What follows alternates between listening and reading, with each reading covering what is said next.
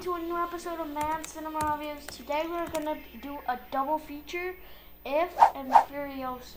But before we get to that, let's go ahead and take care of some business. As usual, son, we have to take care of some business, and that is to press like, subscribe, and be sure to hit the notification bell as well to notify you, the subscriber, you, the viewer, of any and all content and reviews to this channel. We thank you very much for choosing Man Cinema Reviews. Okay, so the first movie we're going to get into is If. After discovering she can see everyone's imaginary friends, a girl embarks on a magical adventure to reconnect forgotten ifs with their kids. So this film is the latest from John Krasinski. Son, did you know John Krasinski was like a comedic actor? He was in the show The Office, but he also did, you know what he did? What? The Quiet Place. Part 1 and Part 2. I don't think he's doing the day 1, but he has story credit for that one. But I think this is a film that he wanted to do because he himself has kids along with Emily Blunt. So I think he wanted to do his version of a kid's film. So what did you like about If?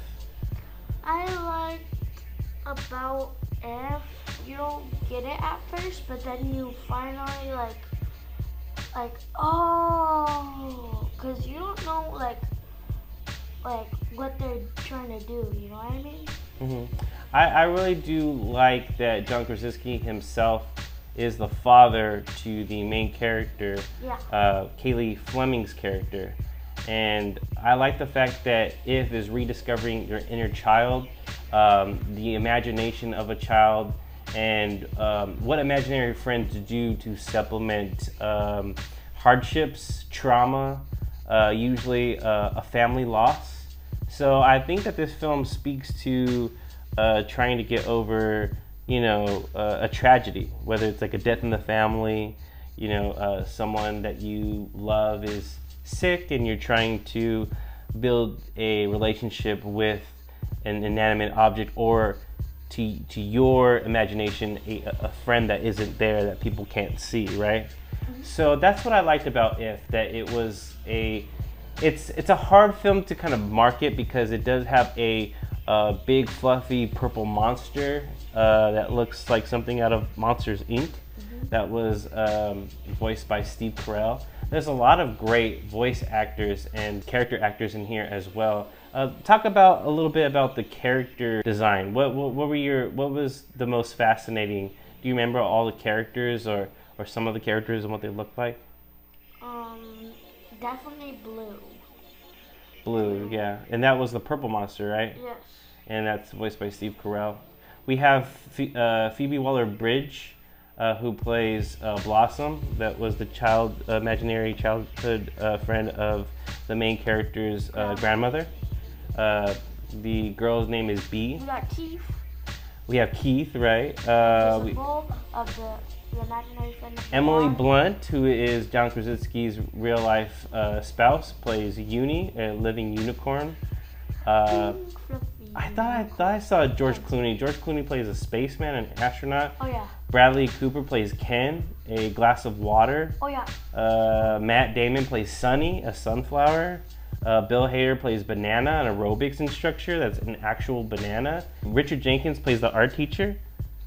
That was pretty cool. Ryan Reynolds plays Cal. Now Cal is a human conduit, you could say, that Kaylee Fleming B interacts with. He is the one that's helping her to rediscover these imaginary friends. Well, let's not get into it, okay? Let's just go on. What did you like about Ryan Reynolds' character, Cal? Pretty good. Okay, so anything that you didn't like about this film? It just left us at the end, it just left us there. There's something missing there. I want to say that its heart is in the right place. Its direction is a little bit aimless. I will say that it's going straight, but then it just stops.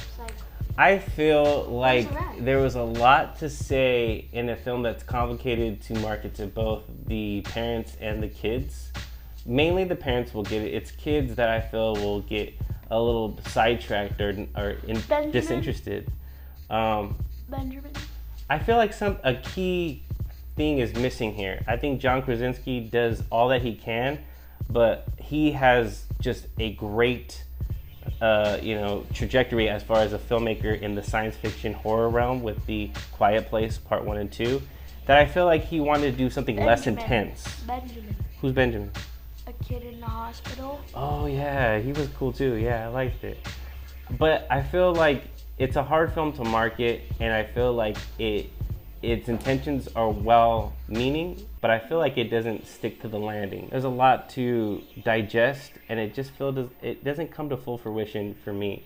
There's something like a key element of endearing moments and comedic moments that just doesn't gel well, and I feel is not as cohesive, and I feel like it doesn't stick to the landing. I think the second to third act, you kind of get a little weary, a little bit disinterested a little bit, and then it wraps up nicely because there is a twist at the end that we're not gonna say.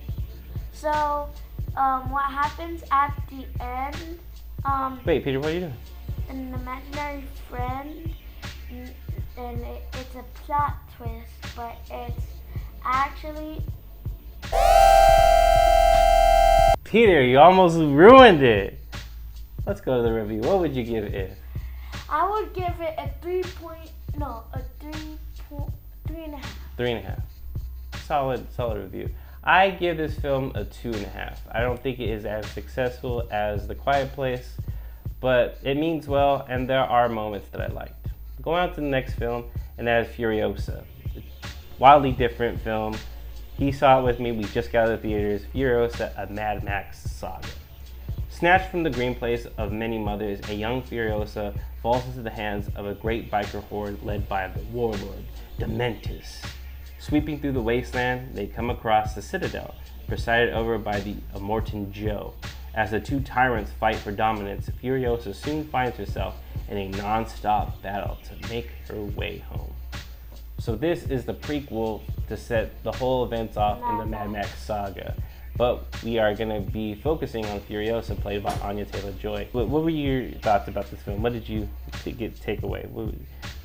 CGI was just too much. Okay, but we're going off the criticisms way too early. But what did you like most about this film?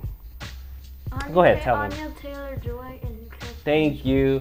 The cast is amazing here. Anya Taylor-Joy as a young Furiosa, and Dementis, the great and powerful Chris Hemsworth, fresh off of the Avengers and Thor series. I really want to see what Chris Hemsworth does. It's great to see him in a villainous role. We don't get too many of those. And I think he's having a lot of fun playing Dementis. What did you think? Yeah, he was doing his own thing. You don't get to see him do him. He actually just he mostly plays like good guys. Yeah, he does. That's true. And what about Dementis as a character? What did you find the most appealing for him? Is it his look? Yeah, humor. Yes, definitely. I think so too. I think he as sinister. He quickly backstabs. You think he's on your side, but he's only looking out for numero uno. And he does that when he comes upon a young Furiosa, who he takes from her mother in the green place. Did you like the action? I know you said that there's a lot of CGI in here. Yes. But what was your favorite part of the film? Can you pinpoint a moment in the film? The last part, the scene is good, but I like the scene where, because she's like a mechanic hand, nobody knows that she escaped Immortan Joe's breeders, and now she's among the mechanic hands, and everybody thinks that she's a mute boy. But when she finds out that the main character, Tom Burke, Praetorian Jack, almost like a Mad Max figure, he discovers that she's Furiosa, a female, right? But he takes her under her wing, teaches her the way of the road warrior, so that's foreshadows Mad Max character, and the two have a bond. It's unbroken. So I really like that actor and Anya Taylor-Joy's chemistry with one another. And there's a large swath of the film where we don't even see Chris Hemsworth Dementis. Yeah. He comes in and out. He's in the beginning and then at the end. There's his character. I wish we saw more of him. He was a war boy. He's played by Quaden Bales. He's like a little war boy. Yeah. Oh, actually, he was kind of bullied. This actor, I remember him. I think I might pull up an image of him in this review. But this boy was bullied, and he went viral. He was bullied at school, and then I guess his career is taking off as a actor. But he was bullied. They bullied him for being small. But you liked his character. He was a war boy. He's the best.